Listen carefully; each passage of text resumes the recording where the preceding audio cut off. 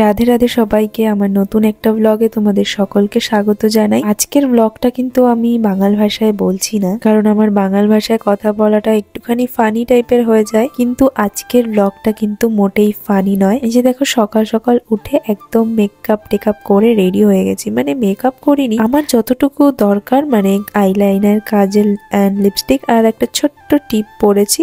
এইভাবেই আমি রেডি হয়ে গেছি।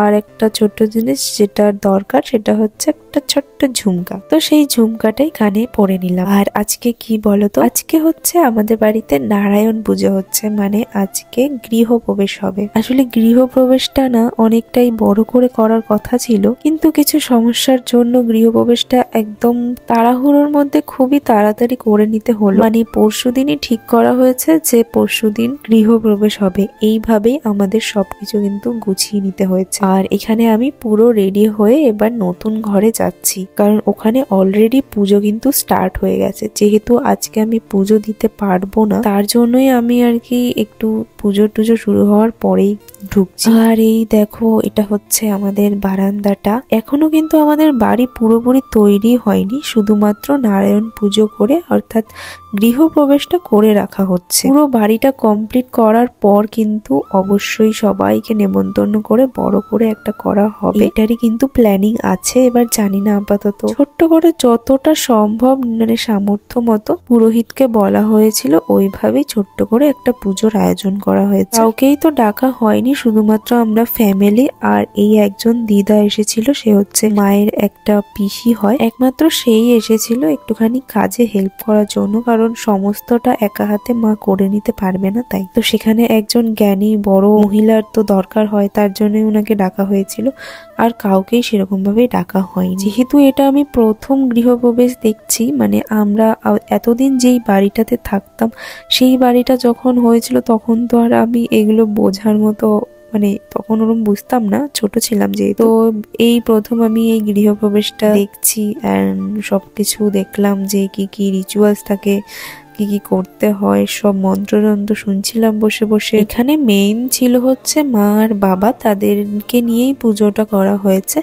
আমি আর দাদা বাস বাইরের মানে দাদাই মেইন কাজ বাজ করছিল, আমি শুধু বসেই ছিলাম। এখানে দেখো পুজো টুজো হয়ে যাওয়ার পর এই কুলোটাকে মা মাথায় নিয়ে নিয়েছে, আর কুলোর ওপরে কিন্তু আমাদের ছোট্ট গোপালকে পুরোহিত মশাই বসিয়ে দিচ্ছেন, কারণ ছোট্ট গোপালেরই তো এই বাড়িটা, তাই না। তারপরে এই কুলো মাথায় নিয়েই আর মা আর বাবা হচ্ছে হাতে একটা ঘটি নিয়ে এইভাবেই নাকি পুরো বাড়িটাকে প্রদক্ষিণ করতে হয় ঠিক 5 বার।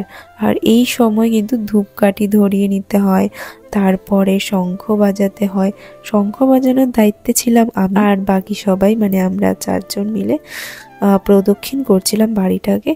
5 বার মোটামুটি প্রদক্ষিণ করা হয়েছে। আমি জানি না তোমরা এইসব নিয়মগুলো করেছো কিনা, আশা করছি অনেকের বাড়িতেই গৃহপ্রবেশ হয়েছে, তারা সকলেই জানো।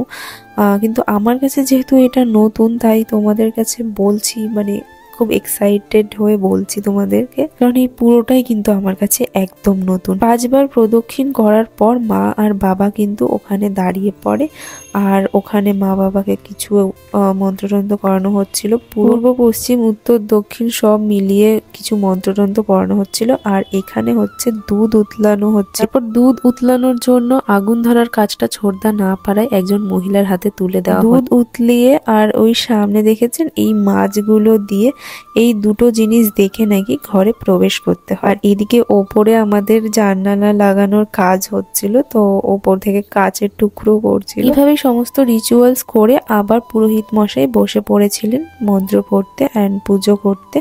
আর এদিকে আমি বসেছিলাম আর দাদাও ওদিকে বসেছিল। আমরা ছিলাম হচ্ছে ক্যামেরা করার দায়িত্বে।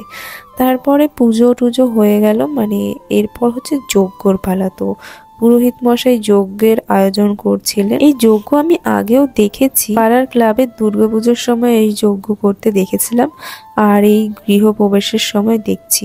আর মাঝে একবার মনে হয় আমাদের বাড়ি নারায়ণ পুজো হয়েছিল, তখনও হয়তো দেখেছিলাম। আজকে কিন্তু আমাদের খুবই একটা খুশির দিন, তো তার জন্য আজকের দিনটাকেও তোমাদের সাথে শেয়ার করলাম। এখন তো বেশিরভাগ জিনিসই তোমাদের সাথে শেয়ার করি সবটাই, তার জন্যই আজকের দিনটাও শেয়ার করতে ইচ্ছে হলো। তারপরে এখানে কিন্তু হয়ে যায় পুজো কমপ্লিট, মানে যজ্ঞ কমপ্লিট। আর তারপরে আমাদের এখানে সিন্নি প্রসাদ মাখা হচ্ছে। সিন্নি প্রসাদ মাখানোর দায়িত্বে ছিল হচ্ছে আমার ছোট দাদা, কারণ এটা মাখতে, ওই আটাটা মাখতে আর কি অনেকটাই জোরের প্রয়োজন হয়। আমাদের কাদের কাদের সিন্নি প্রসাদ খেতে ভালো লাগে তারা কমেন্টে অবশ্যই জানাও। তারপর এখানে আমি সবার প্রথম প্রসাদ নিয়ে বসে পড়লাম। আর এই সিন্নি প্রসাদ খেয়ে কিন্তু পুরোহিত মশাই থেকে শুরু করে সকলেই অনেক অনেক প্রশংসা করেছেন, আর বলছিলেন যে সিন্নি মেখেছে তার হাতে তো জাদু আছে। তারপরে এখানে পুজো টুজো শেষে পুরোহিত মশাই চলেও গেছিলেন, আর এখানে আমরা সবাই মিলে বসেছিলাম। তারপরে একটুখানি ঘরে চলে গেলাম, ঘরে গিয়ে একটু ভিডিও করে নিলাম। তারপরে হচ্ছে গিয়ে পুজোর প্রসাদ দেওয়ার পালা, কারণ এই পুজোর প্রসাদ নাকি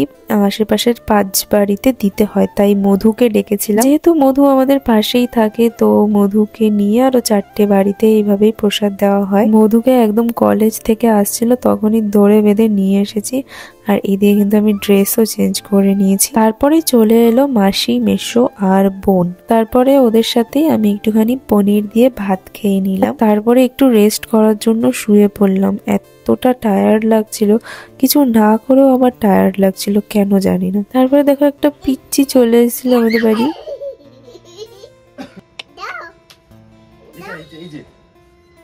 কি দেব না। অবশেষে রাতে গৃহপ্রবেশ হওয়ার পর যেহেতু ওই বাড়িতেই 3 দিন আমাদের থাকতে হবে, কিন্তু আমাদের তো ঘর বাড়ি এখনো ঠিকঠাকই হয়নি। এই যে জানালা অবধিও লাগেনি, আর এখানে জানালাতে চাদর লাগিয়ে আমরা থাকতে হচ্ছে।